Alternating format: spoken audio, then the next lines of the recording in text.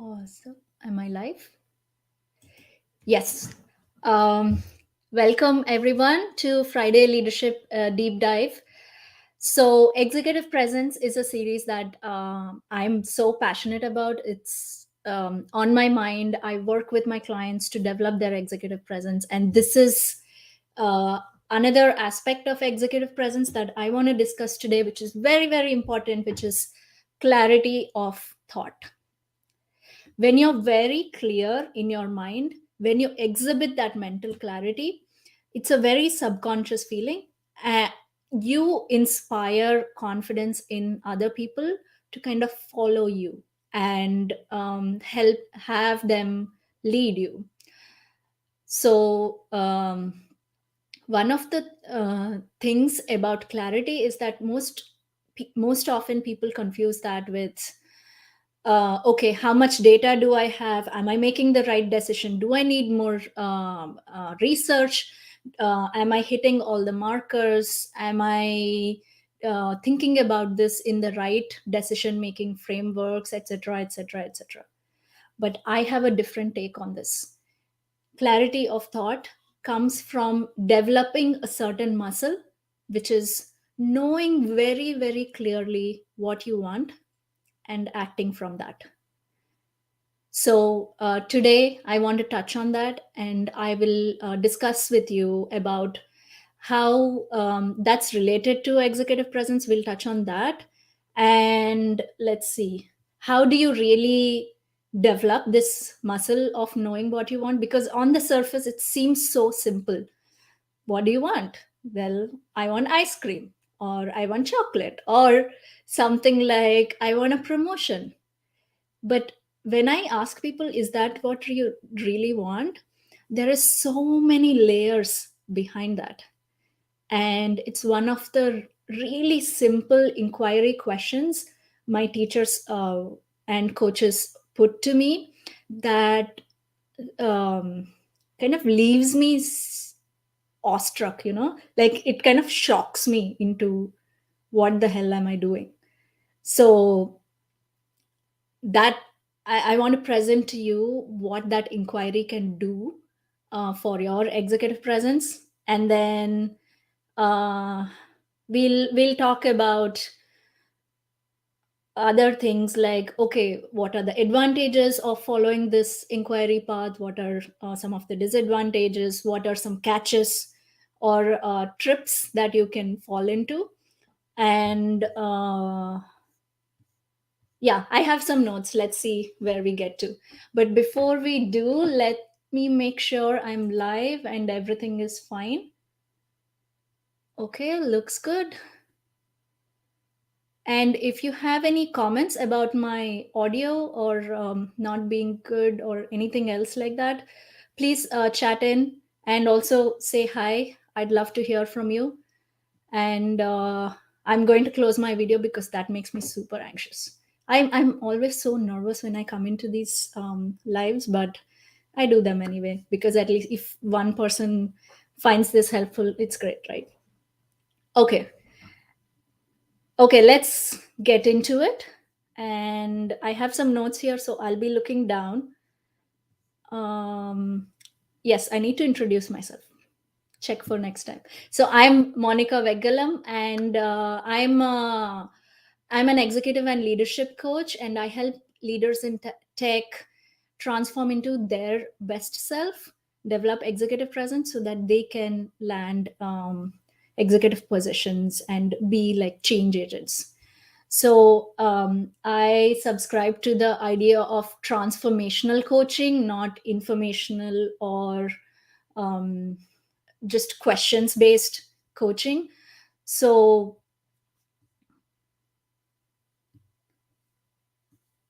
I bring a lot of Indian spirituality and ontological coaching models into my work.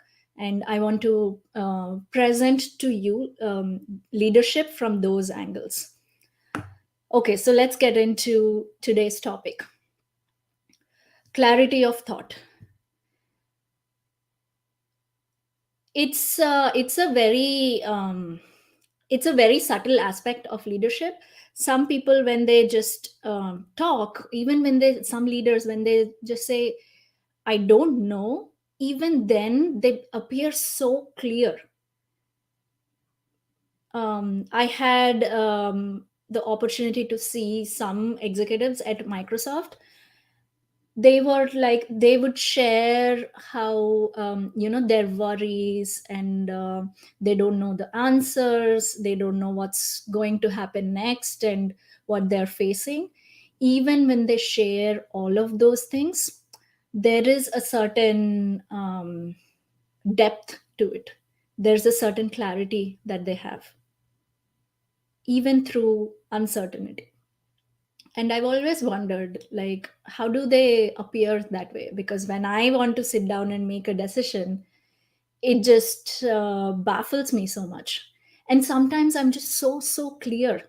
Like, I wrote a post recently about this. Basically, going through my life, I was just so clear sometimes about what I want, and I would just go pursue it. So I would be like, everybody out of engineering college in India were looking at really big companies and, fat packages. And I was like, no, I want to go work at a startup. And everybody was like kind of amused, oh my god, she's so clear on what she wants. What how does that work out, and how does she make such decisions? And then same thing again, about marrying my partner, and then going going to my teachers, saying that, hey, I need some support, I need to learn this from you. Or going to my coaches and saying, I want to work with you. So there is always this projected clarity that I had. But then when I in the last few months, or even like last 6 months, let's say, it became very kind of clear to me that I was making these choices from a place of what I don't want to feel. So when I want something, I'll I mean, it's not that I don't want that, but along with that, there goes a whole lot of energy towards what I don't want to feel. So when I don't get that thing, what that leaves me with is sadness, anger, resentment, disappointment. And it would just be like, I'm trying so hard, I'm doing all the right things, why is it not happening? And I asked my teachers this question once. I'm applying all your teachings, and I'm doing things, um, whatever you say, whatever is the right thing, I'm doing that. Why is my life not changing still? Why do I still feel crappy in certain areas of my life? And she said something which left me speechless, because what you want is not arising from the r- real place of what you really want. Like, she said it in a different way, and I'm paraphrasing, of course. But basically, what she meant was, what I understood basically was that what I want comes from a place of what I don't want to feel. So, and I just I took that, and I was chewing over it, and suddenly things changed for me. Suddenly, how I felt about myself changed, and how other people were relating to me changed, because I started following what I want. And I felt like this power, it's not confidence based on skill or thought leadership, um, or my past experience, or my current successes or failures. But it's just that slight shift in power when you're very clear in your heart, in your mind, in your soul, what is it that you want. And when you tap into that, you feel so energized, you feel clear, you feel energized, and it inspires you, which inspires other people to kind of follow you. I mean, not everybody will, but there is like this energy that you project, that inspires confidence in other people, that you can lead them and you can develop them, and uh, you can lead the vision that everybody like, I mean, the collective vision that you have. Now, I'm not saying that I have mastered executive presence, but this is one of the subtle aspects of executive presence that I observed in the one of the best, most sorted, most confident, most powerful people I saw.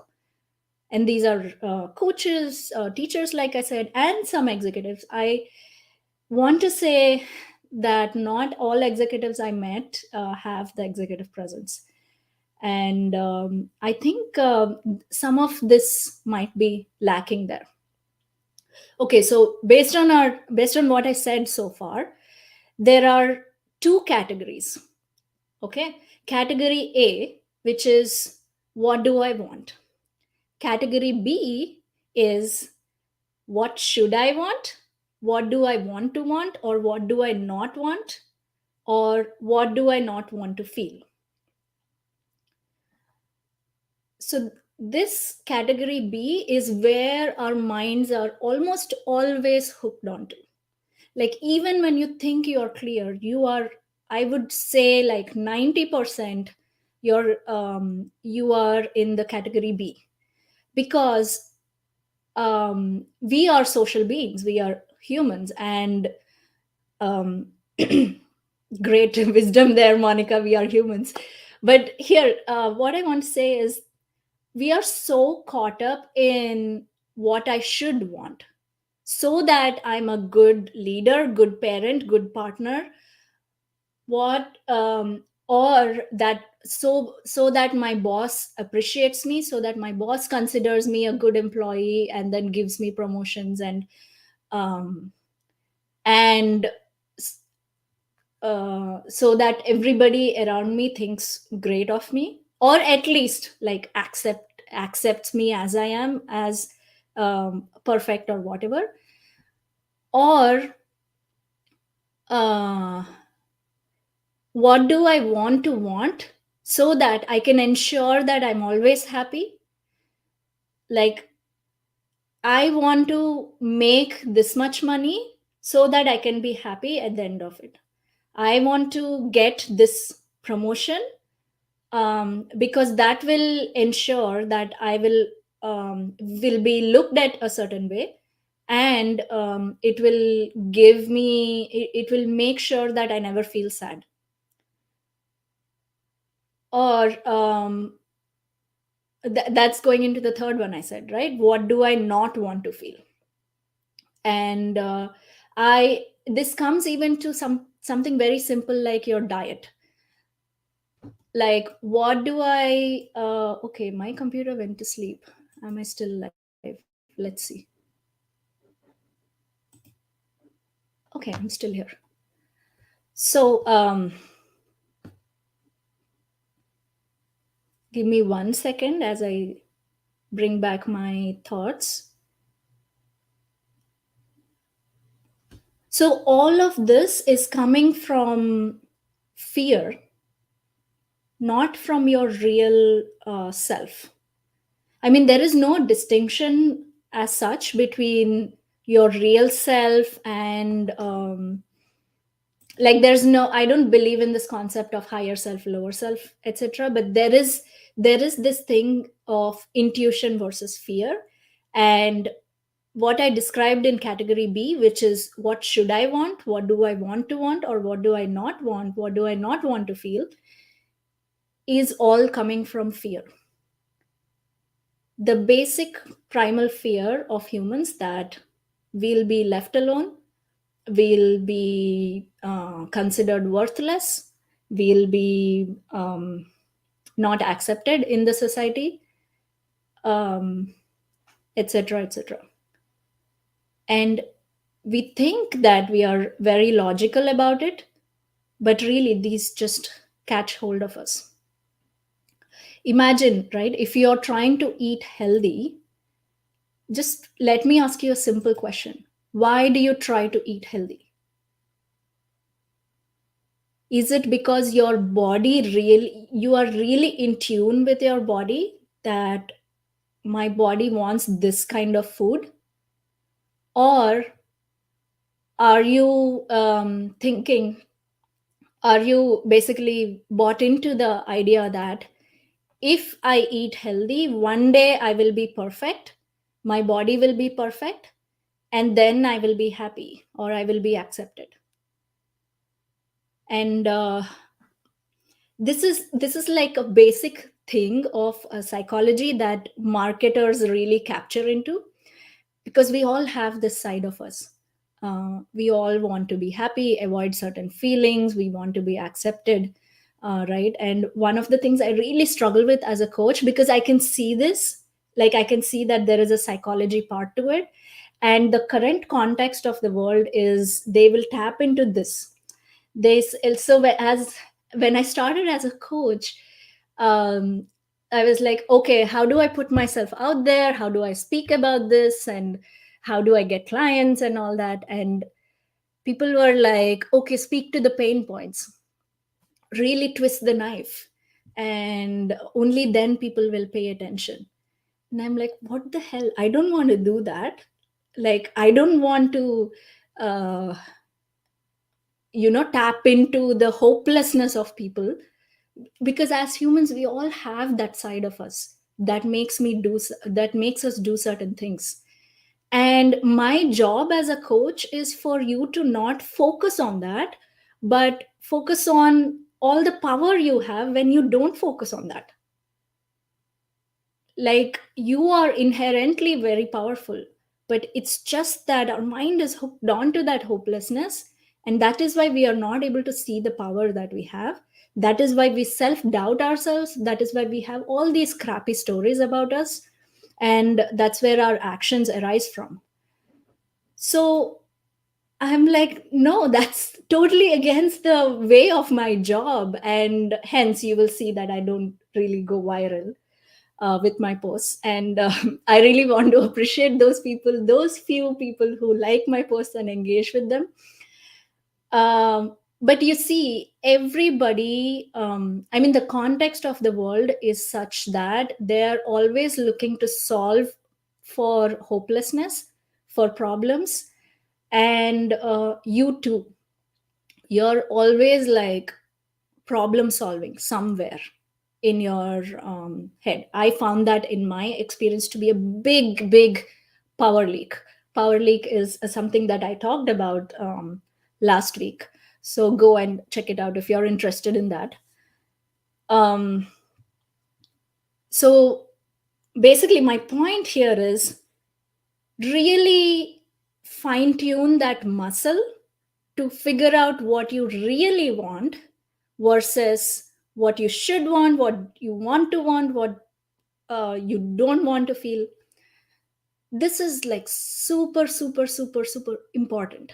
I cannot tell you the importance of this, because I coach like VPs, heads of products, and head of engineering, and like startup founders, and all of them get stuck into this. I ask them, what do I want? What do you want? And they tell me like for 5 minutes uh, what they want, because they need to do that, they should do that, they are expected to do that, and it's their duty, it's what they signed up for, and like all of that stuff. And then when I reflect back to them that, hey, I asked what do you want, but you're telling me, you're not giving me a direct answer, because society has so not just, I don't want to say just society, like our conditioning, which comes from societal, parental, or cultural, like whatever that is, it has trained us out of trying to connect to what you want. And one of the other things that I want to say about this is you will also see those people who are kind of rebels. I was one of them. So it's not that I'm like angry at rebels or something. I was really one of them. So I'll tell you why. Like, I'll tell you why it's important to distinguish rebelliousness against this natural what do you want. Rebelliousness comes from an idea of, like, hey, I want this. How dare anyone else can dictate what I want? So I won't let that. I have absolute freedom. So I'm going to amplify and do what I want and let all the other people go to hell. Um this is, you will see a little bit of this, I mean, a lot of this in teenagers, but also in adults. Like, it was kind of a culture shock to me when I came here to the US, because in India the context is that you just do your duty. Your duty is what you want.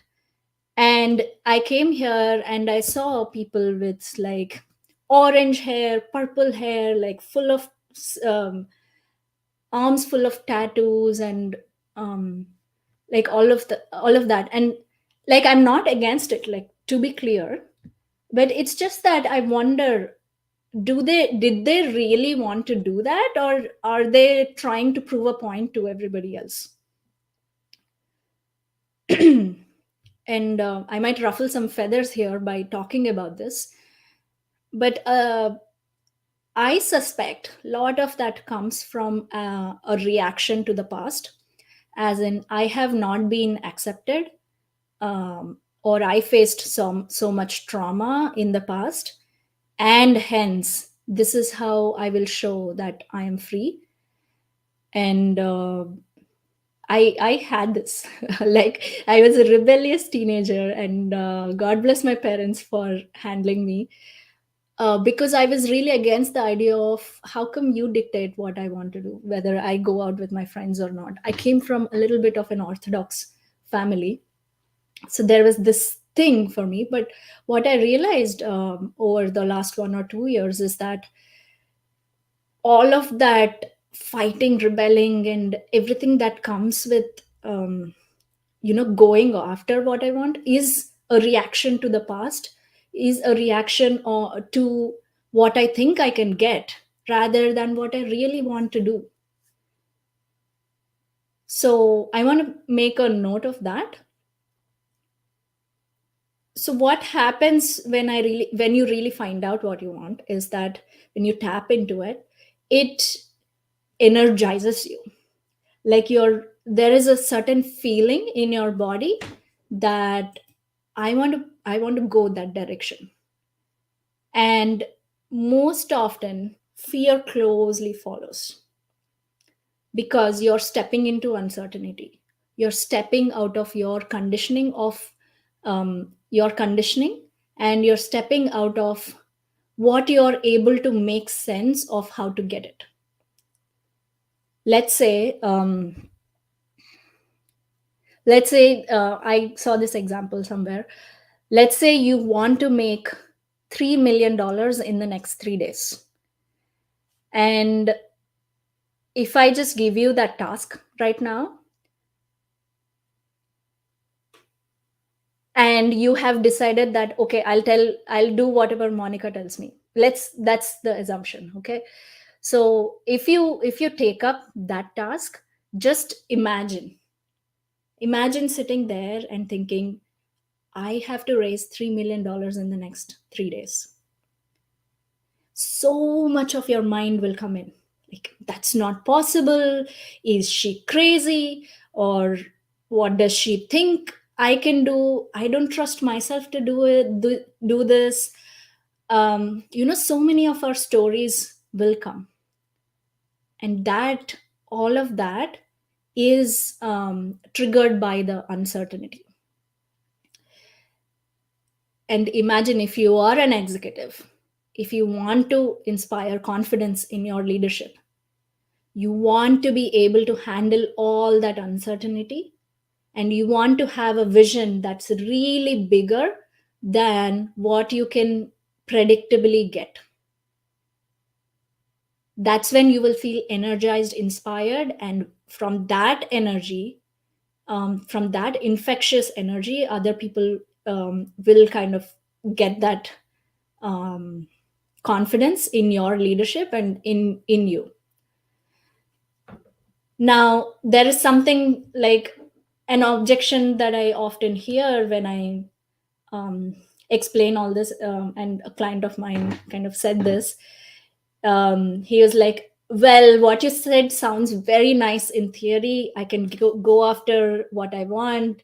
It doesn't really, sometimes it doesn't work that way. You're not taking into, you do not have a reality check. And it sounds like those startup founders who have this extravagant optimism. Then you should know that I'm not talking about optimism here. Optimism and pessimism, they lie on a spectrum of what I can get. I will do this so that in future I can get that, and I believe that, and that's why I'm optimistic, and that is why I will do this task. Know that hope does not have any place in transformational leadership. If you rely on hope, if you rely on confidence, I mean, it's a good way to go about leadership, but there is not much available for you. There is not many results available for you. So, and then pessimism is basically overcompensation for a belief that, um, like when you act out of pessimism, it's like it's like a belief that no, that's not possible, like opposite of hope, like that's not possible. So I will overcompensate, manage, and control all the variables so that I can get that. It's not that these do not have, like, you don't try to um, have hope or not have all the strategies to avoid failures and all that. You can, it's not a problem, but it misses the mark in the sense that there is only limited leadership you can have. I always give the example of Satya Nadella, right? Satya Nadella walking into a meeting room as the new CEO of Microsoft, and he overtook Steve Ballmer. And Microsoft was in this bad place of internal orgs fighting with each other, um, and the outside tech scene basically is that Meta, Google were like rising up to the top, everybody moving there, and everybody saying, this is not the Microsoft Bill Gates created, and all of that nonsense. And then he came in, and imagine if you were Satya Nadella in that point.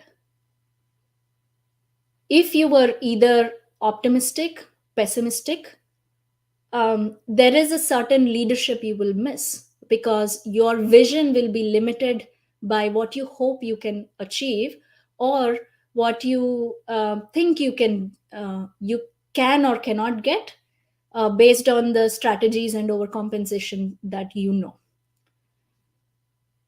So I'm not talking about optimism here. I am simply saying, like, get out of that linear scale of optimism, pessimism, or what you can do, cannot do. It's about look at it from top, in the sense that what do I want to do? It's very simple. What do I want? And when you have that answer, get creative about it.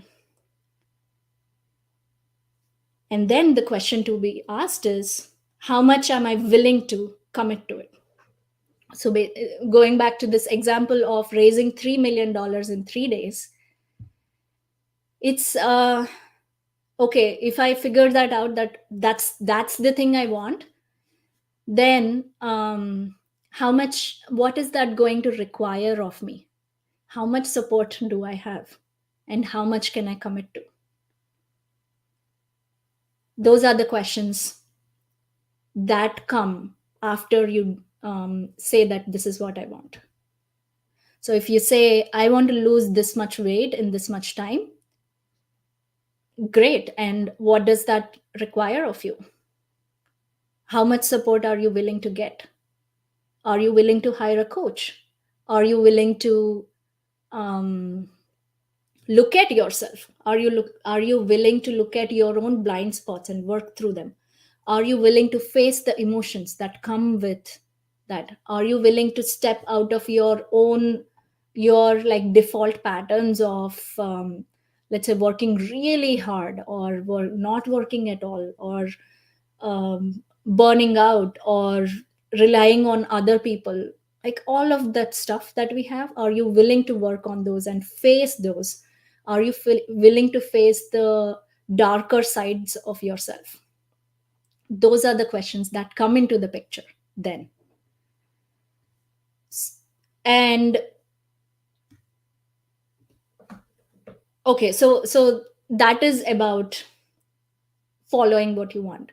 Now a question might arise like, okay, I get all that, sounds amazing, but I really don't know what I want. Like, I see now what I don't want, what I don't want to feel, what I should not feel, or sorry, what I should not want, or should want, or what I want to want. I see all that, great, but I don't know what I want. How do I figure that out?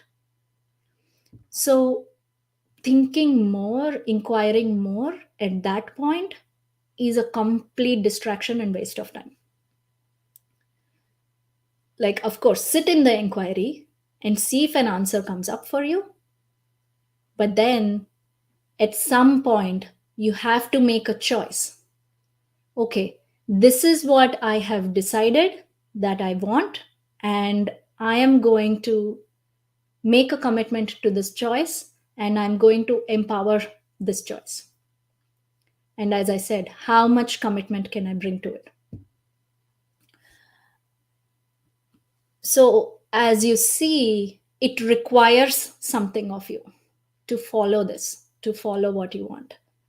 But when you develop this muscle of really discerning what I want to do, not what I project not what I project on what, not what I actually project that I want, lot of your energy will come together towards the thing that you want to create. And you will appear so sorted, magnetic, and inspiring, because people around you will sense your energy on that. And also, all of your focus on I said I talked about power leaks, right? All of this focus that kind of gets distributed on, I need to keep my partner happy, I need to keep my kids happy, I need to keep my boss happy. All of that kind of slowly, falls away. So then you're like this relaxed, focused person, going after creating what you want. And you are, of course, get supported for that, but you are ready to face the heat. Because that leads into my next point about the drawbacks of following what you want. Like, this sounds amazing, right? But it's not without drawbacks, because not everybody is going to like you when you follow what you want. You're putting yourself at a risk for judgment and humiliation, because you have trained yourself to not follow what you want for some reason, right? For some benefit. It gave you more acceptance, more belonging, or it let you off the hook, or it prevented certain judgment. All of that you have to confront. So it's not that If you follow what you want, you will always be content, fulfilled, and you never have to face any bad emotions, any negative emotions at all. You will have to.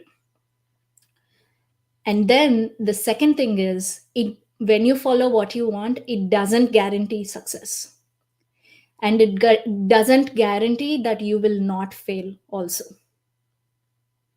because success and failure is ultimately like our judgment of an event. Its events do not have meaning onto themselves, but we put certain good, bad, right, wrong things on the event. Now, going back to this example that I told about raising $3 million in 3 days, let's say you are able to do that. What's the guarantee that it's the right thing to do? Maybe if you did that, all of these other people that you got money from, um, maybe they feel disempowered. The way you asked kind of overrode their sovereignty. The way, the impact that you had because of this thing that you did, left some people feeling really bad. And maybe after you raised those $3 million, you put it in a fund or gave it to charity or whatever, and they misused it.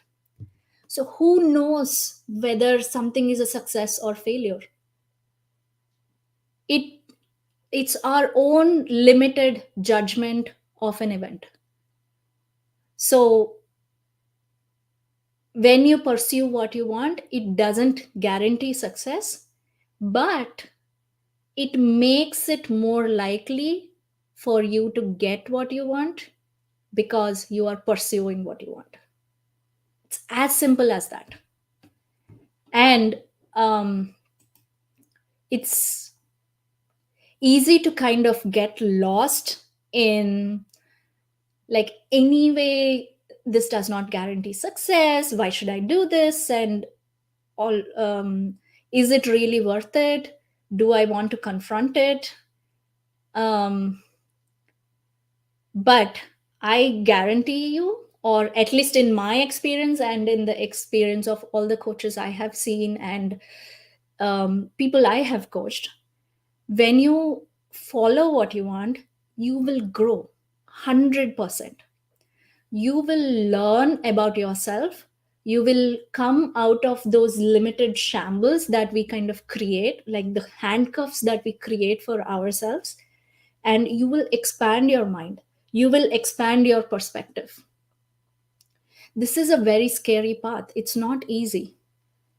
But one of the tenets of executive presence is holding your point of view and also tracking everybody else's, right? And what prevents that is our limited ability to see other people's point of view, because we are so caught up in the way that we think, in the way that this is the right thing, in the way that this is what will lead to success, that we are, and our emotions are so much attached to it, that we fail to see other people's point of view. Like, most relationship problems are because of that. And I would argue that most problems in life are because of that, because we are unable to see different perspectives. So if you follow what you want, I guarantee that this your perspective will expand. You will have a POV. You will feel confident. You will feel energized, but you will also grow. And then you are able to open up your heart to your heart and mind to so many other things that are happening around you. So it's kind of like, hearing all this, you might, and there might arise some judgment might arise, okay, that okay, I should now follow only what I want. I should like think about what I should not, like all this other things that I said in category B, I should not be thinking about that and all that. But the thing is, it can get you caught up in this uh, struggle of trying to find what you want. What I said before about all that thinking being a distraction, right? So you just kind of choose something, follow it, and see where that takes you. Because what you want is sacred. It is sacred. And I'll end with a quote from my teacher that there are multiple possibilities in this one moment. Like there are infinite possibilities. And if you follow what you want, you will start seeing some of those possibilities. You can choose the reality that you want to step into. Actually thinking about it, I might have totally said that wrong, but I hope I made some point. So, to summarize, right, clarity of thought comes from developing your muscle for figuring out what you want versus what you should want, what you want to want, what you don't want to feel. When you develop this clarity of thought, when you empower yourself again and again to choose into what you want, and when you follow that, you kind of gather all your power and focus on other things, on how things cannot be possible or what others will think. You will have that, all that energy focused into a relaxed calm presence, just creating what you want. And I really hope that happens for you. And I really hope that you will step into this path and discover your own power. Discover that there is no place, there is no need for self doubt and fear. I mean, those things can exist, but you don't need to step into them. I hope that you will discover that the executive presence that you have within you innately. Innately. I spelled that wrong. I pronounced that wrong. So, thank you so much for tuning in. Um, I realize this has gone a little bit long. So, I would love to hear from you.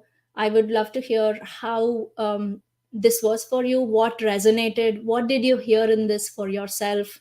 Send me a DM, and we can chat about it. I can further support you if you want. And even if not that, I would just love to hear some feedback about how these sessions are for you.